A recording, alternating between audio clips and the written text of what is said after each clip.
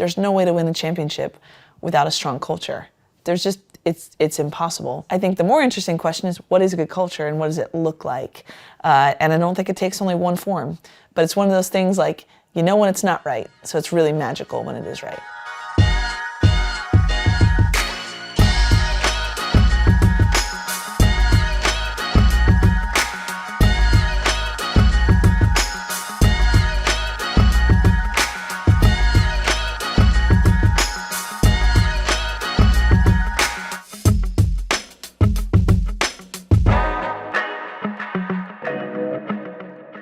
Paul, Coach, you guys have both been on championship teams and led championship teams, played key roles. Paul, you were an All-American quarterback, won a national championship here at SC as a football player, as a quarterback. Coach, you were the first, you took Cal to their first Final Four in school history, won a Pac-12 title. So you guys have both played key roles in being on teams. What was the thing, I'm gonna start with Paul, what was the thing about your culture that made it so successful when you were here at SC? We had, as Coach explained, we had really good players. And I was fortunate to be on that team. We had really good players. But the interesting thing is, maybe because we had so many good players that there were no stars. We had no stars on the team. Yep. And literally we had a Heisman Trophy winner. We had my senior year, Marcus Allen was the fullback, so he won a Heisman later. But Charles White won a Heisman. We had a Lombardi Award winner and Brad Buddy. Anthony Munoz was the second pick in the NFL draft. Ronnie Lott, he's pretty good. So these are the guys I got to play with, Coach.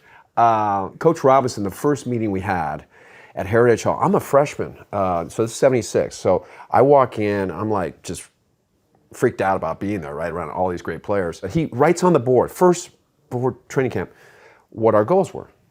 First goal, beat UCLA. Second goal, beat Notre Dame. Third goal, win the Pac-12, and the fourth goal was to win a national title. So it was a Pac-8 back then, actually. But so I was like, the bar's pretty high here. Yeah. So that was the expectation. So we knew all that. So we worked hard to build towards that, and we got kicked off the field of practice. Robinson kicked us off the field. We weren't performing. He just didn't think. And we'd have a team meeting. We'd get together. But I think the number one thing that we had, and the reason we were so successful, because there's been great teams with great talent, but they haven't won it, right? Sure. You have to have that chemistry. You have to have that belief, that trust, that respect between all the players. We had enough leaders on the team that held each other accountable. The coach didn't need to be there. Ronnie Lott on defense, he got in your grill. You were going to say, okay, Ronnie, I got it. So we had enough of those guys on the team and that respected each other, trusted each other. And that's why we took it to the heights that we did. That's awesome. So when you were playing at SC, it was still the glory years out of McKay and Robinson. So you stepped into a championship culture from your very first day. Coach, when you went to Cal, they weren't winning championships. Right. So how did you do that? How did you take a team that hadn't been a championship caliber team and turn them into one? Well, first of all, I'll just say I had a chance to talk to Ronnie Lott on the phone last week. Cool. I was on the phone with Mike Bone. He was at an event with Ronnie Lott right before the Stanford game. So I can kind of appreciate you being a little nervous if he said you got to get your stuff together when he's there. Because he got on the phone, I was like, oh my gosh, it's Ronnie Lott. And he said, hey, how come we haven't won a women's basketball championship yet? And I was like, let's go, right? Like, there's only one Ronnie Lott. It can motivate you better than anyone. So I feel that. Yeah. Yeah, it's really interesting listening to what you're saying about those championship football teams here, because there are some similarities. When I got to Cal as the head coach, there was a talented group there who had probably to that point, people would have said underperformed. It was a top recruiting class. They won the NIT their freshman year, the WNIT, which is, good in some ways, but had then played in the WNIT again, which I think everyone was a little disappointed with. So to your question, I knew there was talent in the room. And I remember in my first coaching meeting, I said, this isn't broken. This isn't a rebuild. This is a let's rise up kind of and figure it out. So I think a number of things happened. It's funny. So my first year we went 25-10, and I like to tell people we were almost really good. We were good. Yeah. But we were not quite ready to knock off the top teams. Like we kind of beat everyone that we were supposed to beat, which is not an easy task. Right. And we were just short of the championship level. And we lost in the second round of the NCAA. We beat Iowa in the opening round, and we lost to Notre Dame, who had Skylar Diggins and Kayla McBride, multiple pros. They went to the Final Four, and we were returning everyone. And I remember in the locker room after the game saying, we're going to be better next year, not simply because we return everyone and other people don't, but because we're going to be better too. So in our first team meeting the following year, I didn't write goals out, win the Pac-12, go to a Final Four. I simply had a sign that said, we are ready. And we were ready to talk about all that. We're ready to talk about being great. We're ready to have a goal of winning a championship. And that's what we did. And I'm as proud of going 17-1 in that Pac-12 as I am of going to the Final Four, because that was like sort of a war of attrition. We played Stanford twice in 1 week early in the season, and we split. So I think we were both 4-1 at the time. And for the rest of the time, we knew we'd win every single game, and the way that team figured out a way to do it. So what were the characteristics? Similar to what you were saying, we had a lot of talent, and Laysia Clarendon emerged as the star, but she didn't act like a star. They were able to make big shots, but it wasn't just about Laysia, right? And there were so many people that stepped up. We won when someone was injured. We won when we didn't play well in the first half. We won when we blew someone out. We found different ways, and I was so, in admiration of the chemistry of that group and the toughness of that group. There, a couple other things I felt like went specifically to that culture. They really enjoyed one another. Mm-hmm. We had a ton of fun off the court.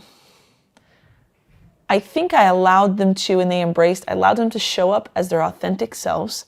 So when we said, dress up, one person might wear skinny pants, another person might wear baggy pants, someone might wear a dress, someone might wear a tie, but like allowing them to be individuals, I think made them more bought into the California on the front of their chest. And then on a basketball team, you ask someone to set more screens and someone to take more shots and someone to clap really loud on the bench, right? And I think because they could show up as their whole selves, they were able to really buy into what we were doing.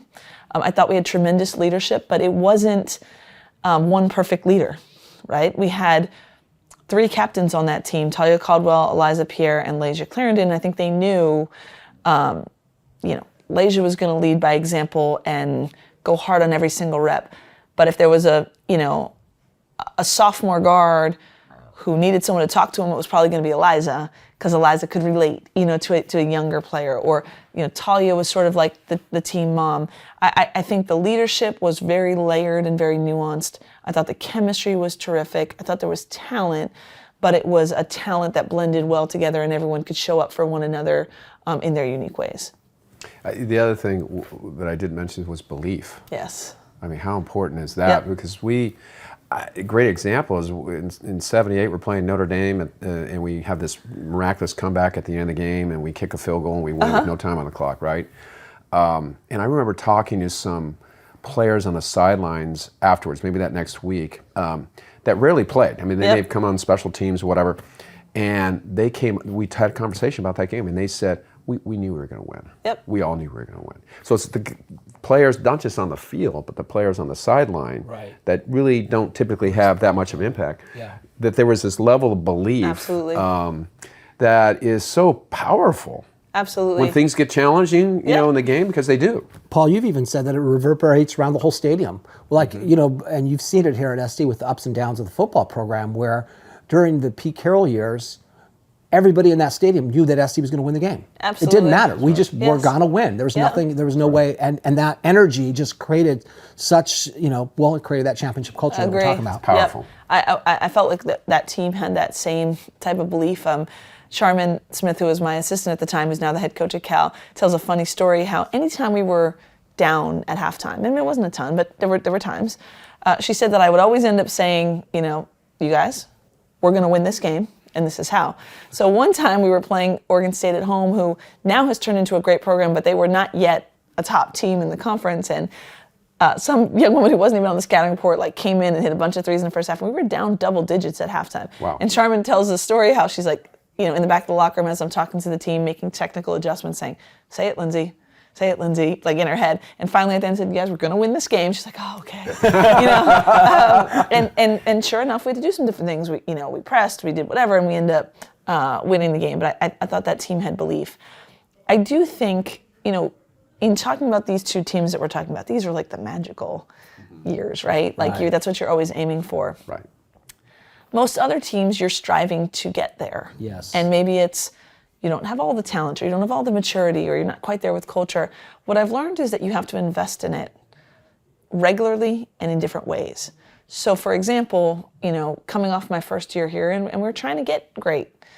We really spent a lot of time in the spring. Like I worked with our sports psychologist, and we had weekly team culture sessions on things like, what does leadership look like? What does courage look like? What does being a good teammate look like? Like investing in those ways. But also, those are great, and I think they're valuable, but like a once a week thing can only go so far. Every single day here in what we're doing, and that's from me to our strength coach, to our trainer, to every coach on the staff, we have to be building culture and championship habits in everything we do, every workout. And then you get to the point where you're like, oh, this team is magical. And after that Final Four team, I learned some lessons in that it also doesn't just sustain itself because you've been good. Certain people walk out the door, other people walk in the door. No one means badly, but all of a sudden there's a little bit of a difference, and you're like, oh wow, this team maybe can have fun off the court and doesn't know how to flip the switch going on the court. And I had to realize, oh wow, I got to flip it for them. Right. It's one of the fun things of coaching. You're constantly investing because the players in are it. moving in and out. Correct. Right. Correct. Dynamic changes. Totally. And then I will say, just to, again, 'cause I think comparisons to my NBA experience are interesting too, and what I learned there.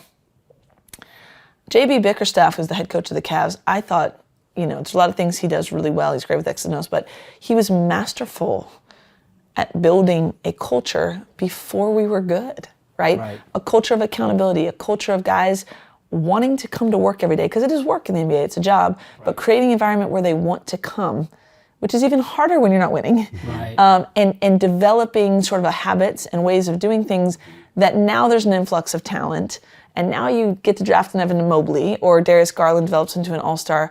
Well, that's great. Talent's not enough. He spent the time, I think, building those cultural, pieces that now it can take off. Like one thing that was a great part of my experience there, when we went into the COVID shutdown, we had a young core of guys, and JB did a bunch of Zooms just with the young guys, and he would bring on winners. Brought on people who won NBA championships, brought on Michael Strahan and won Super Bowls, just to talk to those young guys, and the way that he established. So I learned more things about culture there as well, even though I wasn't there during the winning, but the ways that he established that. So you can learn from so many different great coaches or situations of what a good culture feels like, and it's not exactly the same all the time. I think that's key. Coaches I speak to want this like formula. What are your like 4 nuggets for good culture? I'm like, some of that stuff I think is BS. I can say 4 words. You've got to feel your team. You got to know what it looks and feels like. You have to invest in it every day, and you have to allow for it to kind of be an amoeba and take different forms with different personalities, but it's either good or it's not, and that you know when it is. Do you think, though, at its core, the one maybe magic thing that cuts across all teams is just the idea that your players know that you care about them and that you have that relationship? And so how important are relationships in creating that culture? Oh, it's incredibly, because you can't hold anyone accountable, really, if they don't know that you believe in them or care about them or are about more than just their basketball self.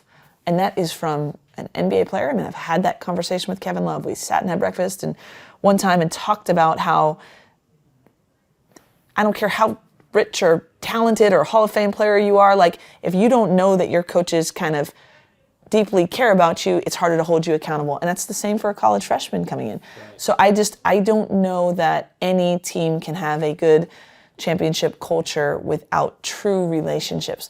Players to players, coaches to players, coaches with coaches, the whole deal. It just doesn't work. It goes back to the trust thing. You know, I had a great coach that coached me through most of my football career.